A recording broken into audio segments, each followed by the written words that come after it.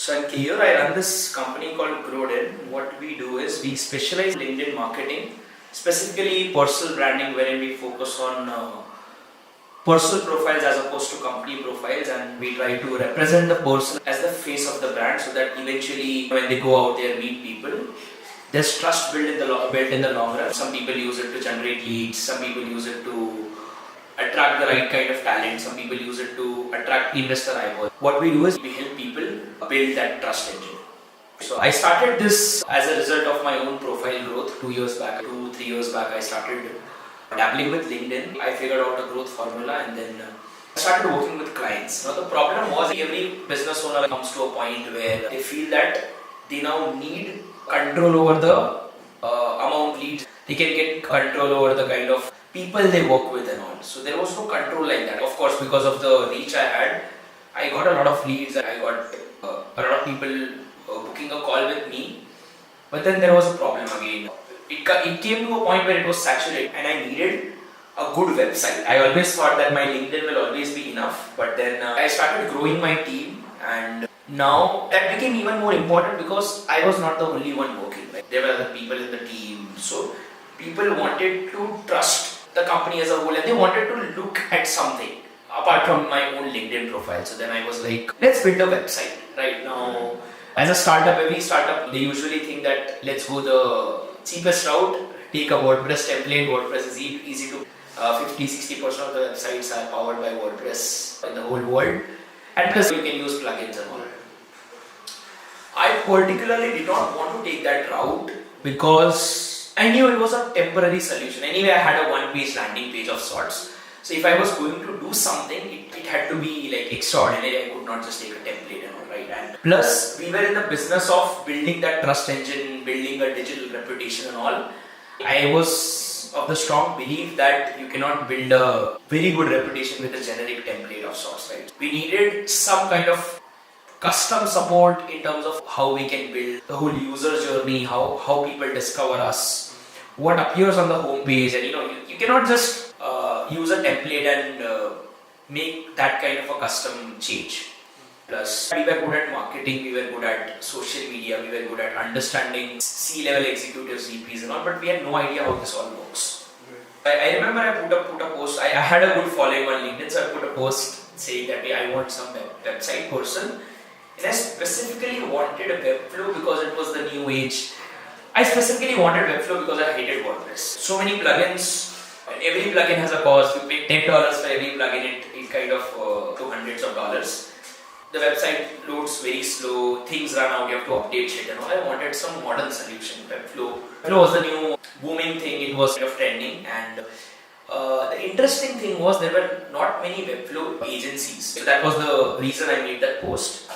And I think with Jerry from EverythingFlow had reached out. We set up a call with Major, one of the guys at the company, and I had a call and I instantly liked the aura, the attitude, and because we at the company also, we like to take things very seriously, keep quality at the forefront, and I felt very comfortable while talking to him.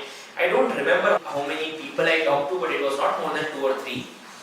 And I also remember this was way out of my budget, but I still decided to go ahead with it, and it worked out super well, right? So that was the version 1. Then 1 year after, we had pivoted, we had changed our business model a bit, we had changed our ICP a bit, and we wanted to redo the website. Now, to be very honest, the work was good, but I somehow felt that this could have been done at a much cheaper rate. That's what I thought, and by that time I had a very good relationship with you guys, of course. But I did not want to spend a lot of money. Maybe the business was not good that month.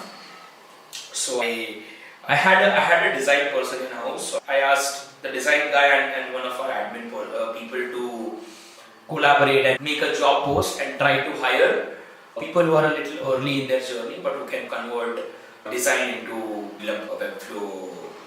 I was under the impression that the design is already done, right? We just have to convert that into a Webflow thing. I think anyone can do it because the design, you can see the design, right? And apparently they interviewed a lot of people. In the final round, I talked to only one person. That person looked very promising, and he ghosted. I have a bad habit of being 100% advance. So I paid him full upfront money. He used to respond every week. I used to text him twice a day. He used to respond to me every week. After 2 weeks of frustration, I decided to let that go, and I gave Major a call directly. That Major, you tell me an amount. I want to get started as soon as possible. And he was very sweet. Usually these guys are very busy and the clients are usually waitlisted. But because the design was there and he had already worked with me before, he was so competitive and he took the project up and the project was done well in time. I had a bunch of travel plans where I was supposed to show the website to people, and I did that, and that literally turned into very good business. That converted into very good business for me. That was the first time I was working with someone else outside, of course. That was the first big cost for me, and that was a little uneasy, but then you guys made me feel comfortable. It was so comfortable that I've tried working with a lot of people for a lot of other things. But it always involves friction. The kind of communication, the kind of way you deal with clients is awesome. Most people don't understand this basic thing that if something is happening, if something is going wrong, let's say a project is delayed by 2 days. I remember you giving me a call. That Keyur, can we please postpone the website only by, let's say, 3-4 days if I'm not wrong. I was very happy with the fact. What most people do is they come to me last moment, oh sorry Keyur, I need 3-4 more days at the last moment.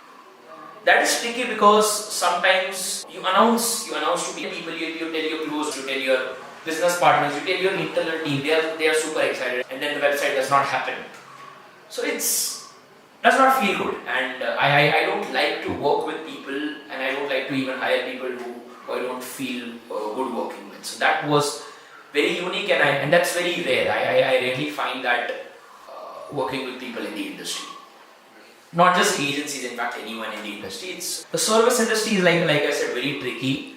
It is about managing expectations, and somehow we have cracked it. You could easily find WordPress people, right? Webflow people were not very easy to find. So I went to this official portal of Webflow, the partners thingy, right? Hire experts and all. I checked out almost everyone from India. I think there are a couple of agencies from Mumbai. I interviewed all of them. The problem with them was I remember speaking to 2-3 of them, including you guys. Interestingly, I spoke to one more person that I remember. I don't remember his name. He was supposed to send me a quotation. He never did that, and the other people, I just filled out that the Webflow experts has a form, right? I filled that form and no one really got back to me. So you filled that form on the Webflow? Yeah, the Webflow experts thing, right? You have that contact us a form that is there for everyone.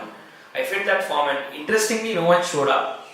So you were the only choice I had technically, but I don't regret that. I would have rather picked you only. So. Okay. You worked with us a year back, and you again worked with us. So what's the difference? I have a lot of friends in the agency space. I have a lot of friends in the service industry like that. The problem I see with most people is they don't grow. So last time I worked with you, of course it was great. But this time I worked with you, I could see that you guys are improving. You have the experience. You're on the top of everything. I remember the first time we worked, I think you were just getting started or getting used to the integrations part of Webflow, right? I think it was new. It was fairly new back then. Now it is pretty simple, and all the integrations, although some of them are fairly complex, you guys have cracked it. So that growth element is there. Otherwise, there are many people who can develop it. Building websites is not a big deal. Doing it in alignment with the branding, keeping in mind the company's core values, the company's messaging, the company's target audience is very difficult, and you can only do that if you have that growth mindset of sorts. If you don't, you will be in the same place. It's very sad for me to see people being at the same place 12 months from now, 12 months apart, they are at the same place. They can do stuff, but again, the world is moving, you have to move. And I saw that the next time I work with you, I am sure it will be much better. You guys are improving, you guys are figuring out stuff and all. And I've talked to you, I've had separate conversations with you as well, right? I remember us talking about the recurring business thing, right? The retainer model and all. I like the fact that you said that with retainer it's good, the business is good, but then again, you keep working on the same things and you don't really grow. And that was really beautiful. You should probably use that in your messaging. I am very picky about people even being 1 minute late. So that's more about me than it's about you. We have kept this culture also. If you have a meeting, you go join the meeting 5 minutes before. CMS is something you can update. That all is allowed. This is something you can do, but you won't be responsible for it. And this is something you should definitely come to us for. That will be a superb post-sales experience of sorts, post-delivery. Because most people, I'm guessing, that's what I had a chat with Keyur yesterday as well.